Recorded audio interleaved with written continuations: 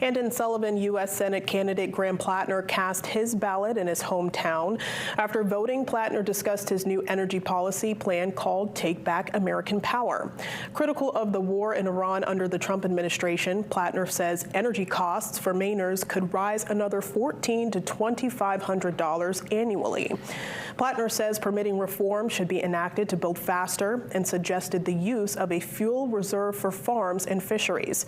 He referred to the rising diesel costs that lobster fishers are facing, saying a federal program to protect small businesses should be in place. We need to put in a big oil windfall profits tax like the one that Senator Whitehouse and Congressman Ro Khanna have put forward.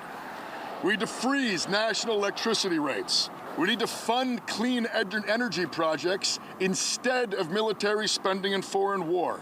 There is no better use of American dollars to protect our national security than creating a robust energy system that makes us self-sustaining. Platner, a Democrat, faces David Costello in the primary election this June. If he secures the nomination, he will face Senator Susan Collins in November's general election.